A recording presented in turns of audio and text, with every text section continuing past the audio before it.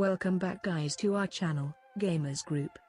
How are you all? Here in this video we will see some trending topics of latest technology upcoming 2019. If you like this video, please subscribe our channel for more upcoming videos. After years of incremental improvements, smartphones are hurtling towards a big technological leap: folding displays. Foldable phones have been around the corner for years. We've seen patents, prototypes, manufacturing and rumors. Heck, Samsung's mobile chief has even talked openly about the company's progress with foldable displays. The flexible phone chatter of the last few months has had a different feel, though. It looks like 2019 could be the year the floodgates open. For the past few years, manufacturers made smartphones better, with more RAM, nicer cameras, and faster processors in each new iteration. Barring some minor exceptions like the fingerprint scanner, which I'm told will, one day, be the way to pay for stuff at the store, nothing has changed what a phone does, just how well it can do it. The 4K display might look fancier than the HD display, but its core function is the same. On the other hand, when the second camera was added to phones, it opened up new opportunities: face-to-face video calls, selfies.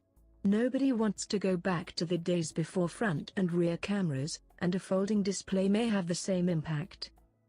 Flexible screens could essentially turn a single display into two displays. Dual monitor setups are well established in the computing world. They're a quality of life improvement some people can't live without. Folding phones could bring similar multitasking benefits. The recent App Store multitasking menu on Android was instantly popular because it speeds up how quickly you can access a previous app. But what if you could pin the previous or most used app to one of your screens? What if you could have shortcuts to any frequently accessed information or feeds rather than half a screen each? It'd allow for a full-sized split-screen mode. Sound enticing? It's not just shortcuts, either. Apps and games could be developed with two displays in mind, providing additional functionality. Overlaid buttons and toggles may not need to crowd the display if they could easily be planted on another, and we could see the rise of Nintendo DS-like games. All this is based on the assumption the phones will just be built to F-Zero LD in half. We could see even more folds, for 3 or 4 screen setups. The screens themselves could even allow for different input methods, not just pinches, long presses, and swipes, but perhaps bends and flexes too. Manufacturers have always tried to get more smartphone screen onto a smaller frame. In one move, they could double the display area and provide some killer new features to boot. Smartphone cameras are the most important feature of the phone for many, and manufacturers are under pressure to deliver great experiences on the front and rear of their phones.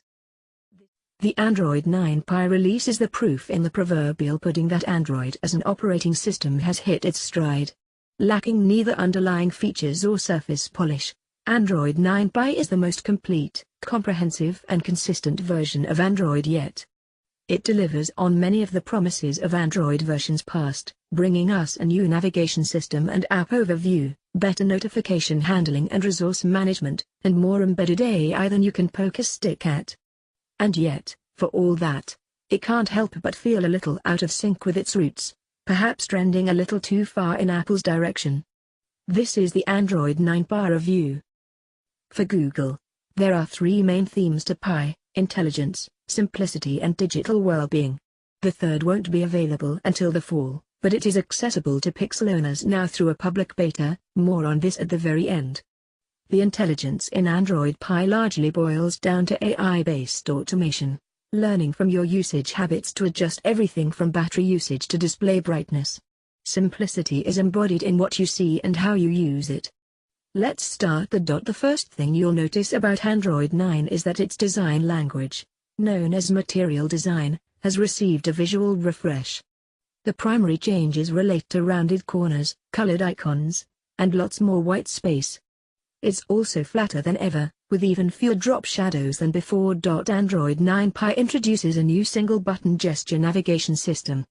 It can be toggled on and off in the display settings under Gestures. Swipe up on Home button. These are the Android Pie gesture controls. Tap for Home. Long press for Google Assistant. Swipe right and release for most recent app. Swipe right and hold to scroll through recent apps. Swipe up to show recent apps menu and suggested apps.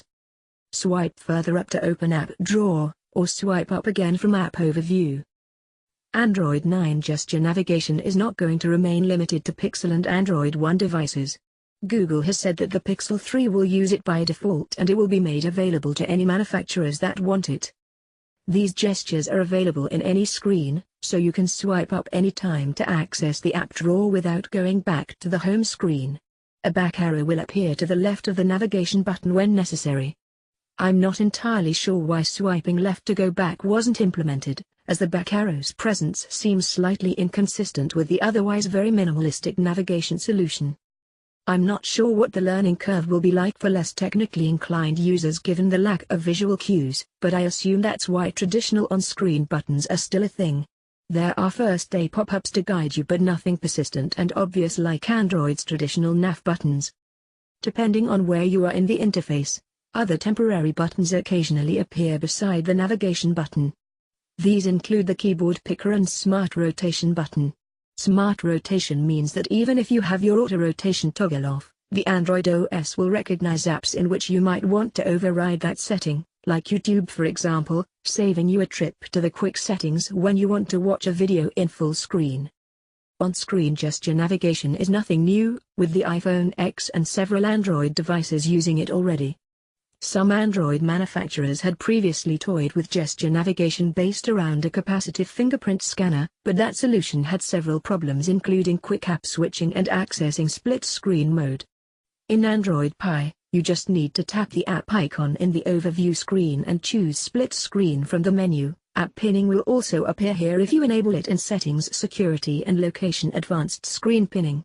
Fun fact: Huawei already introduced a single on-screen navigation button with last year's Mate 10 Pro, although it was not as comprehensive as Google's Pixel Pie. Bluestacks 4 has now officially launched, bringing a major overhaul to the aesthetics, features, and performance of the popular Android emulator for PC. Of course, that includes significant improvements to underlying performance, but the new UI is going to be the first change users notice. Buttons and links have been moved to easy-to-find positions and resized to take up less space without hindering their use. Meanwhile, the Bluestacks application now launches directly to the installed applications page. Moreover, a central tenet to those changes is customization, and the company says that skins are now more easily applied. The Task Manager hasn't been left out of those UX optimizations either. A cleaner, easier Instance Manager has been included, alongside a redesigned key mapping tool. Finally, Bluestacks points and cards are now more functional. Pro gamer prizes such as a gaming chair or mouse can be bought with those via the Bluestacks store, and cards can now be traded with other players. Designed to deliver Android gaming and apps on Windows PCs or laptops, Bluestacks has been around since 2011. Although the concept was initially intended to serve as a way to play those titles on a bigger screen, it has evolved into a platform that allows users to leverage their more powerful full desktop hardware and save battery life. That's also included the additions of multitasking capabilities, a dedicated app market in addition to Google Play access, refinements and optimizations, custom keyboard control mapping, and more recent updates to the base Android version in use. The newest update builds on those with modern changes to the UI and themes with a focus on performance, task management, and ease of use. Although the most immediately obvious changes are to the interface, the biggest improvement with Bluestacks 4 is likely to be its improved performance. CPU and GPU optimizations have been made which substantially boost the frames per second users could experience, and in some cases provide as much as 8 times the performance delivered by Samsung's Galaxy S9 Plus. The improvements are likely to depend on the hardware in question, but that increase shows that with the advent and subsequent growth of Chrome OS and screen mirroring solutions, Bluestacks is shifting at least some of its focus to performance. The UI changes help to bring all of that together, giving users more ways to enjoy the experiences created by Android game and app developers without tying up their phone. Bluestacks 4 has now officially launched.